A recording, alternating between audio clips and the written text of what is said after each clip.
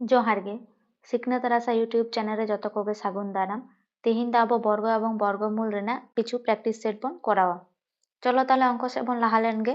अंक चे मेन का ताबना चलो बन नेल लेगे अंक चे मेन का ताबना मेन कदाय जे root over 10 plus root over 25 plus root over 108 plus root over 154 plus root over 225 एर मान कत नोवा रेना माने पांजाव कदा आबो जदि नोंकाना अंक बन नेला ताले चेद बन चिकाया नोकाना अंक बन नेल लेखाय आबो सब समय जजम ते धारे खय बन समाधान आगुया चलका कते बन करावा चलो ᱧᱩᱫᱩ आपे कान ताबना नेल ताबन पे पूरा बड़ा रूट बन ओला जहां लका ऑल मिना कदा 10 plus root over 25 plus root 108 मिना का ताबना रूट ओवर 154 जुक्तो ना दो तिना कना रूट ओवर 225 बन भांगा लका चे बन ओला 225 रेना वर्गमूल दो हुयुक कान ताबना 15 225 ना वर्गमूल दो हुयुक कान ताबना 15 चलका बन भांगावा चलो ᱧᱩᱫᱩ आपे कान ताबना 1 1 1 125 1 डबल नोडे 2 बन ओला नोडे जदि बन ओला 5 5 5 25 एर 5 हाथे थाके 2 5 2 10 और 2 12 मिलाव ना 15 ताले 225 ना वर्गमूल दो हुयुन ताबना 15 ताले ओना बन जोग एबारे पुरोटा बन ओला उनका गे 10 जुक्त रूट ओवर 25 जुक्त रूट ओवर 108 जुक्त रूट ओवर ना दो तिना कान ताबना 5 4 9 5 4 के 6 169 ओना हारो बन भांगावा 10 जुक्त रूट ओवर 25 जुक्त 108 जुक्त 169 169 ना वर्गमूल दो कान ताबना 13 13 तरंग 169 जहां को जदि नोआ बाबन बुझ दाड़ेया कना ताहले खान अब प्रथम वीडियो नेल ताबन पे वर्ग एवं वर्गमूल रेना ओना प्रथम रेगे नोआ एम का ताबना जे वर्ग तिना रेना वर्ग तिना कना वर्गमूल तिना कना जतो एम मिना कदा 10 रूट ओवर 25 प्लस नोआ बन जोगा रूट भितरे रे तिना हिजुक कान ताबना 8 और 3 11 और 1 हाथे थाके 1 2 121 नोआ बन ओला रूट ओवर 10 जुक्त रूट ओवर 25 जुक्त 121 दो तीन रेना वर्ग मूल कना 121 दो हुयुक कना 11 रेना समान तिना बन ओला रूट ओवर 10 जुक्त 5 और 1 6 2 और 1 3 36 समान चे बन ओला रूट ओवर 10 बन ओला जुक्त नोआ रूट खय 36 उडुक लेन खाय 6 6 6 36 समान हुयुक कना रूट ओवर 10 और 6 16 समान हुयुक कान ताबना 4 नोआ 4 गे हुयन ताबन अब आंसर बुझ के ताबन पे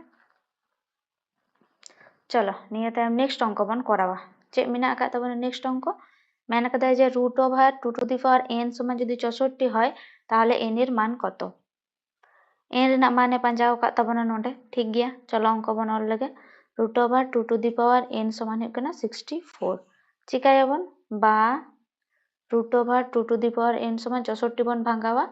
2 टू द पावर तिना का 64 हुयुक कान ताबना 2 टू द पावर 6 बा बाना धारे बन बर्गया चलका बन बर्गया 2 टू द पावर n मिना कदा रूट ओवर नोआ धारे हबन बर्ग केदा 2 टू द पावर 6 मिना कदा नोआ धारे हबन बर्ग केदा बर्ग लेखाय नोआ रूट चिन्ह हटा ताबना ताले 2 टू द पावर n समान हुयुक कना 2 टू द पावर जेहेतु 2 to the power 6 whole to the power 2 कना ताले नोआ बर्ग ना जहां माथा रे पावर मिना घात मिना नुकिन नुकिन किन गुनुआ ताले चे हुआ 6 दुगुने 12 अतएव नोडे खय चे बन ऑल दाड़ेया नुई हो बेस चे मिना कदा बेस मिना कदा नुया हो 2 और नुया बेस तिना मिना कदा 2 और 2 चितान रे n नुई 2 चितान रे 12 ताले 2 2 नुकिन तो बानार बेस किन समान गया अतएव नोडे खय चे बन ऑल दाड़ेया n समान हुयुक कान ताबना 12 तो नोडे चे उत्तर रे पंजाव का ताबना n रेना मान हुइना 12 ऑप्शन डी चलो इन परे ना अंक बन नेला चे मेन का ताबना नोडे नोटा अंक मेन का ताबना जे 1 by root over 1 plus root 2 plus 1 by root 2 plus root 3 plus 1 by root 3 plus root 4 plus 1 by root 120 plus 121 नोआ ना माने पांजाव कदा ठीक गया नोकाना अंक बन नेल लेखाय कॉम्पिटिटिव एग्जाम कना तो ताले ताड़ाताड़ी सजाते कराव लागि चे बन चिकाया नोकाना अंक नेल तोरा अब दो प्रथम रे बन नेला शेष पद तिना मिना कदा 121 ओना ना चे चला कना वर्गमूल चला कना आ नोडे 1 रेना वर्गमूल बन हतावा ताले रूट ओवर 121 माइनस शेष पद माइनस प्रथम पद तिना कान ताबना रूट ओवर 1 समान हुयुक कना 11 माइनस 1 हुयुक कान ताबना उत्तर 10 ᱱᱚᱣᱟ 10 ᱜᱮ ᱦᱩᱭᱮᱱ ᱛᱟᱵᱚᱱᱟ ᱟᱵᱚᱣᱟᱜ ᱯᱷᱟᱭᱱᱟᱞ ᱮᱱᱥᱟᱨ ᱮᱠᱫᱚম ᱥᱚᱨᱴ ᱛᱮ শেষ ᱨᱮᱱᱟᱜ ᱯᱚদ ᱨᱮᱱᱟᱜ ᱵᱚᱱ ᱵᱚর্গমূল ᱵᱚᱱ ᱩᱰᱩᱠᱟ শেষ পদ ᱨᱮᱱᱟᱜ বর্গমূল ᱦᱩᱭᱩᱜ ᱠᱟᱱ ᱛᱟᱵᱚᱱᱟ 11 মাইনাস প্রথম পদ রᱮᱱᱟᱜ বর্গমূল ᱦᱩᱭᱩᱜ ᱠᱟᱱ ᱛᱟᱵᱚᱱᱟ 1 11 মাইনাস 1 ᱦᱩᱭᱩᱜ ᱠᱟᱱᱟ 10 10 ᱜᱮ ᱦᱩᱭᱮᱱ ᱛᱟᱵᱚᱱᱟ ᱟᱵᱚᱣᱟᱜ উত্তর ফাইনাল উত্তর চলো ᱤᱱᱟᱹ ᱯᱚᱨ ᱟᱨ ᱢᱤᱫᱴᱮᱱ ᱚঙ্ক ᱮᱢ ᱢᱮᱱᱟᱜ ᱟᱠᱟᱫ ᱛᱟᱵᱚᱱᱟ ᱱᱚᱣᱟ ᱦᱚᱸ ᱪᱮᱫ ᱢᱮᱱ ᱟᱠᱟᱫ ᱛᱟᱵᱚᱱᱟ ᱢᱮᱱ ᱟᱠᱟᱫᱟᱭ ᱡᱮ যদি √1 + x / 144 সমান 13/12 হয় তাহলে x এর মান কত ওখানে অঙ্ক আবার ম্যাক্সিমাম পরীক্ষা করে গেবন নেলা বারিয়া পদ্ধতি উদুᱜ তাবনা লং প্রসেস ওনা তাবন করাও দাড়ে আবার শর্ট প্রসেস পরীক্ষা রে তাড়াতাড়ি চিকা তাবন করাও ওনা হই উদুᱜ তাবনা নেল তাবন पे चे मेन का तबना मेन का √1 + x / 144 समान तिनक कान तबना 13/12 चे बन ओला बाना धारे बन बर्गया √1 + x / 144 मेना का तबना ओना हबन बर्गया नोआ 13/12 हबन बर्गया चे हुयन तबना ताले बर्ग बाना धारे बन बर्ग लेका चिका ना रूट अचगआ रूट अचल लेका चे बन ओला 1 + x / 144 समान हुयु कान तबना 13 तरंग 169 12 12 तिन 144 बा चे बन ओला 144 नोआ दो भग्नांश ना जोग बन करावा चे लेका 144 যুক্ত x / 144 समान हुयु काना 169/144 नोआ धारे ना हर तिनक काना 144 नोआ धारे ना हर तिनक काना 144 नुकिन नुकिन बन गेट किने ताहले चे हुयन तबना 144 + 1 समान हुयन तबना 169 बा चे बनला x समान हुयु काना 169 - 144 बड़ाया बन नोआ धारे चलाल का साइन चेंज होआ चिन्ह ना चेंज हुआ अतएव नोडे खय x समान चे उडुकन तबना 4 कत 9 5 9 हाते बानुआ नोडे द ताले 4 कत 6 2 6 25 ना 25 गे हुयन तबना फाइनल आंसर नोआ द हुइना लॉन्ग प्रोसेस আবার যদি নোয়ার না শর্ট প্রসেস বন করাবা 25 हुयन तबना फाइनल आंसर নোয়ার না যদি আবার শর্ট প্রসেস বন করাবা তাহলে চলকা বন ওলা शॉर्ट हुयुक कना नोआ रना जे √1 + x / 144 एम मेना कदा समान हुयुक कना 13/12 नोकाना अंक ताहेलेन खाय गे नोआ रना शॉर्ट जुदी x ना माने पांजाया ताले शॉर्ट प्रोसेस गे हुयुक कान तबना जजमते धारे जहां m मेना का तबना लव आर हर नुई दे कान तबना लव আর নুই দে কান তবনা হর যদি অনকানা অঙ্ক এম তাহনা তাহলে নোয়া রনা ক্ষেত্রে দো চে নিয়ম কানা নিয়ম দো হুয়ুক কানা লব আর হর রনা যোগ জজমতে ধারে जहां m তাহনা ওনা লব আর হর রনা যোগ গে হুয়ুক কান তাবনা আবো x রনা মান তাহলে 13 + 12 সমান হুয়েন তাবনা 25 নোয়া গে হুয়েন তাবনা x রনা মান নাগে ফাইনাল উত্তর হুয়ুক তাবনা x রনা মান 13 + 12 সমান হুয়ুক কানা 25 x রনা মান चलो इन तायम उनकाना गार मेटे अंक एम मेना का तबना ओना दे मेन दा चे √1 + 25/144 समान हुयुक कान तबना 1 + x / 12 नोआ हुई लेन खाय मेन x रना मान दो तिनक कान तबना तले नोआ हा उनका गे बन उडुका तो नोआ जदि बन मेना जे उनका शॉर्ट ट्रिक्स बन लगावा नोआ लेका जे लव आर हर रना जोगफल कराव लेखान गे नोआ ना फाइनल उत्तर उडुका चेदा बांग उडुका नोडे लय आबे कान तबना नोआ दो जजमती धारे चलो राशि एम मेना का तबना कोनो आलादा करे मान एम दो बनु कदा जहां मान मेना कदा ना दो चे मेना कदा रूट भितरी रे मान एम मेना का तबना और अब नोआ अंक रे दो चे ताहे कना चलो राशि दो रूट भितरी रे ताहे कानते नोआ शॉर्ट ट्रिक्स तो बन लगाव दाड़ेया कान ताहे चलो राशि x दो चे तो रूट भितरी रे मेना कदा ओना हते ते नोडे अब नोआ शॉर्ट ट्रिक्स बन लगाव दाड़ेया कान ताहे जे लव आर हर रेना जोगफल गे फाइनल उत्तर बन आगु दाड़ेया कान ताहे किंतु नोआटा अंक दो उनका दो बांग हुयु तबना नोआ दो बन चिकाया बाम पक्ष लाहाते बन करावा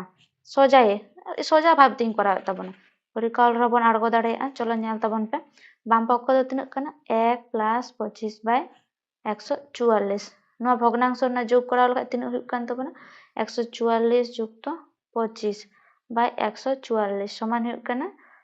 √5 4 9 4 2 6 169/144 समान हुयुक कान तबना 13 तरंग 169/12 12 12 144 13/12 हुयेन तबना ताले चेद बन नाम किदा आबो नोआ समान गे बन ऑल दाड़ेया 13/12 ताले 13/12 समान आबो बन नाम किदा जे 1 + x / 12 इना बन नाम किदा এইবারে নুই জিনিসটাকে অনকা কাতে বন ওলা 13/12 চলকা কাতে বন সাজাওয়া 1 + x / 12 আকার তে বন সাজাওয়া চলো বন সাজাও লাগে তাহলে নডে চে বন ওলা 1 + 1/12 সমান হুয়ুক কান তবন 1 + x / 12 ओना साजाव जदि बाबन बुझ लेखा ओंडे साइड रिंग उदु अपे कान तबना चलका 13/12 मेना का तबना समान चलका नेल केदा 1 + 1 12 चल का 12 के 12 नोडे 12 भग्नांश ना जोग बन बाड़ाया 1 बाय 12 समान हुई कान तबना 13 बाय 12 सही ओना जिनिसटा के रुवाड़ हेज एन तबना 13 बाय 12 जदि 1 प्लस 1 12 के 12 12 के 13 13 बाय 12 ओना जिनिसटा के हिजुग कना ओनका के नोडिन भांगाव का तबना एबार चलो बन तुलना लेगे 1 प्लस 1 er 12 नोहा चे मिना कदा 1 प्लस x बाय 12 ताहले नुई 1 किन समान गया प्लस प्लस 1 er 12 मिना कदा 1 x er 12 मिना कदा ताहले लातार हर 12 नुई हर 12 नोडे x चलो राशि मिना कदा नुई 1 मिना कदा नोडे खय बन जेहेतु जतो के बन नेल केदा तुलना कते समान गया अतएव नोडे खय बन मेन दाड़ेया जे x समान 1 नोआ गो हुयन तबना उत्तर x ना मान गे पांजाव काते जे x समान कत ताहले x समान हुयन तबना 1 चलो नोका के वीडियो नेल तबन पे कुसिया कान तबन खाइ पे लाइक शेयर और सब्सक्राइब कमेंट तबन पे आरो नोका के वीडियो हिजु तबन नेल दी तबन पे।